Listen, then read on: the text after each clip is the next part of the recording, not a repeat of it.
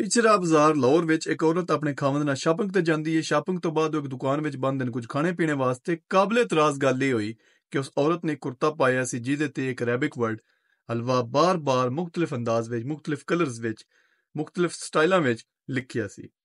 ਇੱਕ ਮੌਲਵੀ ਸਾਹਿਬ ਦੀ ਨਜ਼ਰ ਪੈ ਗਈ ਉਸ ਦੇ ਕੁਰਤੇ ਤੇ। ਉਸ ਔਰਤ ਤੇ ਉਹਨਾਂ ਫੌਰੀ ਤੌਰ ਤੇ ਉਹਦੇ ਤੇ ਇਲਜ਼ਾਮ ਲਾ ਦਿੱਤਾ, ਉਹਦੇ ਤੇ ਫਤਵਾ ਲਾ ਦਿੱਤਾ ਕਿ ਇਸ ਔਰਤ ਨੇ ਤੋਹੀਨ ਇਸਲਾਮ ਕਰ ਦਿੱਤੀ ਹੈ, ਤੋਹੀਨ ਕੁਰਾਨ ਕਰ ਦਿੱਤਾ। ਲੋਕਾਂ ਦਾ ਹਜੂਮ ਇਕੱਠਾ ਹੋ ਗਿਆ, ਜਨੂਨੀ ਲੋਕ ਇਕੱਠੇ ਹੋ ਗਏ ਉਹਨੂੰ ਮਾਰਨੇ ਵਾਸਤੇ ਲਪਕੇ। ਇਤਨੇ ਵਿੱਚ ਡੋਲਫਿਨ ਦੇ ਅਹਿਲਕਾਰ ਆ ਗਏ, ਜ਼ਿਲ੍ਹਾ ਪੁਲਿਸ ਦੇ ਅਹਿਲਕਾਰ ਆ ਗਏ, ਇਲਾਕੇ ਦਾ SHO ਆ ਗਿਆ ਔਰ ਮਾਮਲੇ ਦੀ ਸੰਗੀਨੀ ਨੂੰ ਵੇਖਦਿਆਂ ASP ਸ਼ਹਿਰ ਬਾਨੋ ਵੀ ਆ ਗਈ। ਔਰ ਵੀਡੀਓ ਵਿੱਚ ਤੁਸੀਂ ਵੇਖ ਸਕਦੇ ਹੋ ਕਿ ਕਿਸ ਤਰੀਕੇ ਨਾਲ ਸ਼ਹਿਰ ਬਾਨੋ ਨੇ ਉਸ ਔਰਤ ਨੂੰ ਉਸ ਹਜੂਮ ਵਿੱਚੋਂ ਕੱਢਿਆ। ਇਹ ਬੜੀ ਹਿੰਮਤ ਦੀ ਜੁਰਤ ਦੀ ਗੱਲ ਹੈ। ਇਸ ਵਾਕਿਆ ਤੋਂ ਮੈਨੂੰ ਇੱਕ ਦੋ ਲਤੀਫੇ ਯਾਦ ਆ ਗਏ ਨੇ ਕਿ ਜੰਗਲ ਦੇ ਅੰਦਰ ਕਬੂਤਰ ਔਰ ਕਵਾ ਇੱਕ ਹੀ ਜਾਲ ਦੇ ਅੰਦਰ ਫਸ ਜਾਂਦੇ। ਕਬੂਤਰ ਰੋਣ ਲੱਗ ਪੈਂਦਾ ਔਰ ਵੇਖੋ ਤੱਕ ਕਿ ਕਵਾ ਵੀ ਰੋਣ ਲੱਗ ਪੈਂਦਾ। ਕਬੂਤਰ ਵੱਲੋਂ ਵੇਖ ਕੇ ਆਦਾ ਹੈ ਕਿ ਯਾਰ ਤੀਨ ਕੀ ਮਸਲਾ ਹੈ। ਮੇਨ ਤੇ ਮਸਲਾ ਇਹ ਹੈ ਕਿ ਜਾਲ ਦੇ ਅੰਦਰ ਜਦੋਂ ਸ਼ਿਕਾਰੀ ਆਉਣਾ ਹੈ ਉਹਨੇ ਸਭ ਤੋਂ ਬੜਾ ਮੈਨੂੰ ਹੀ ਛਿਕਣਾ ਹੈ, ਉਹਨੇ ਮੈਨੂੰ ਹਲਾਲ ਕਰਨਾ ਹੈ, ਬੁਨ ਬਣ ਕੇ ਖਾ ਜਾਣਾ। ਤੂੰ ਤੇ ਹੈ ਹੀ ਹਰਾਮ ਪਰਿੰਦਾ, ਤਿੰਨ ਕਿਆ ਖਾਣਾ ਹੈ, ਤਿੰਨ ਤੋਂ ਛੱਡ ਦੇਣਾ। ਉਹ ਆਦਾ ਤਿੰਨ ਅਸਲ ਹਕੀਕਤ ਦੇ ਨਹੀਂ ਪਤਾ, ਉਹਦਾ ਹਕੀਕਤ ਹੈ ਕਿ ਮੈਨੂੰ ਵੀ ਦੱਸ। ਉਹ ਆਦਾ ਹਕੀਕਤ ਹੈ ਕਿ ਇਹ ਜਾਲ ਕਿਸੇ ਆਮ ਬੰਦਾ ਨਾ, ਇਹ ਮੌਲਵੀ ਸਾਹਿਬ ਦਾ ਪਤਾ ਨਹੀਂ ਕਿਸ ਟਾਈਮ ਉਹਨੇ ਫਤਵਾ ਲਾ ਦੇਣਾ ਕਿ ਜਨਾਬ ਅੱਜ ਤੋਂ ਬਾਅਦ ਕਵੇ ਵੀ ਹਲਾਲ ਨੇ।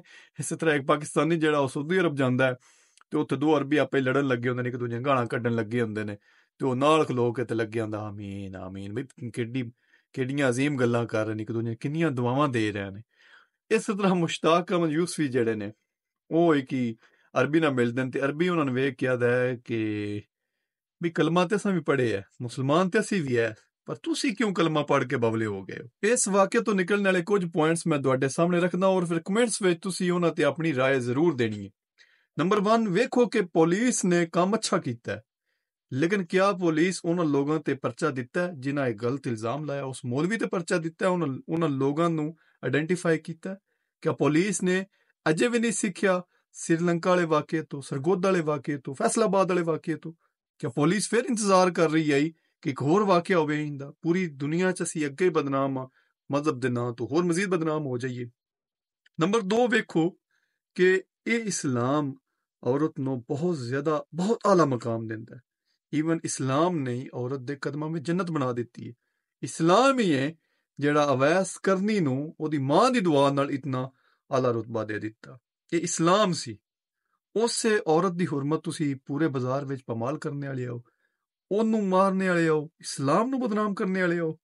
ਇਹ ਇਸਲਾਮ ਦੀਨ ਮੁਹੰਮਦੀ ਹੈ? ਇਹ ਉਹ ਇਸਲਾਮ ਹੈ ਜਿਹੜਾ ਕੁਰਾਨ 'ਚੋਂ ਬਿਆਨ ਹੋਇਆ ਹੈ? ਇਹ ਉਹ ਇਸਲਾਮ ਹੈ ਜਿਹਦੇ ਬਾਰੇ 'ਚ ਹਜ਼ਰਤ ਅਲੀ ਨੇ ਬੜੀ ਡਿਟੇਲ ਨਾਲ ਬਿਆਨ ਕੀਤੀ ਹੈ? ਕਿ ਇਹਨਾਂ ਦਾ ਤੇ ਸਾਡਾ ਇਸਲਾਮ ਇੱਕ ਹੀ ਹੈ? ਇਹ ਅਮਨ ਵਾਲਾ ਇਸਲਾਮ ਹੈ?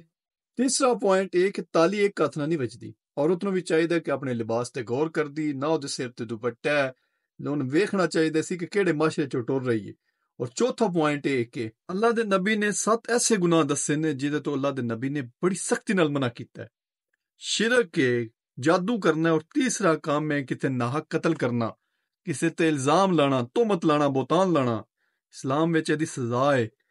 ਪੁਲਿਸ ਨੂੰ ਚਾਹੀਦਾ ਹੈ ਕਿ ਉਹਨਾਂ ਸ਼ਰਪਸੰਦ ਅਨਾਸਰ ਨੂੰ ਵੱਖਰਿਆਂ ਕਰਨ, ਉਹਨਾਂ ਦੇ ਪਰਚੇ ਦੇਣ, ਉਹਨਾਂ ਨੂੰ ਇਬਰਤ ਦਾ ਨਿਸ਼ਾਨ ਬਣਾਉਣ, ਤਾਂ ਕਿ ਨੈਕਸਟ ਕਿਸੇ ਤੇ ਵੀ ਇਲਜ਼ਾਮ ਲਾਣੇ ਤੋਂ ਪਹਿਲਾਂ ਸੋਚਣ ਯਾਰ ਤੁਸੀਂ ਮਜ਼ਾਕ ਬਣਾਇਆ, ਕਿਸ ਤਰੀਕੇ ਦਾ ਤੁਹਾਡਾ ਇਸਲਾਮ ਹੈ? ਤੁਸੀਂ ਇਸਲਾਮ ਹੀ ਆਪਣਾ ਵੱਖਰਾ ਕਰ ਲਿਆ।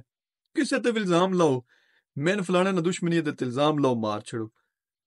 ਕਿਸ ਮੂੰਹ ਨਾਲ ਤੁਸੀਂ ਉੱਥੇ ਆਪਣੇ ਆਖਰੀ ਨਬੀ ਕੋਲੋਂ ਉੱਥੋਂ ਆਪਣੀ ਬਖਸ਼ਿਸ਼ ਦੀ ਰਿਕੁਐਸਟ ਕਰੋ ਤੇ ਦਰਖਾਸਤ ਕਰੋ ਕਿ ਜਦੋਂ ਤੁਸੀਂ ਇੱਕ ਬੇਗੁਨਾਹ ਔਰਤ ਮਾਰ ਛੜੀਏ, ਇੱਕ ਬੇਗੁਨਾਹ ਮਰਦ ਮਾਰ ਛੜਿਆ, ਬੱਚਾ ਮਾਰ ਛੜਿਆ।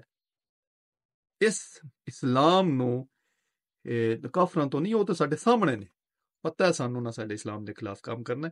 ਇਸ ਤਰੀਕੇ ਦੇ ਇਹਨਾਂ ਜਾਇਲਾਂ ਤੋਂ, ਨੀਮ ਹਕੀਮਾਂ ਤੋਂ ਖਤਰਾ ਹੈ। ਕਮੈਂਟਸ ਵਿੱਚ ਆਪਣੀ ਰਾਏ ਜ਼ਰੂਰ ਦੇਵੇ। ਹੱਸਦੇ ਰਹੋ, ਵਸਦੇ ਰਹੋ, ਰੱਬ ਰੱਖਾ।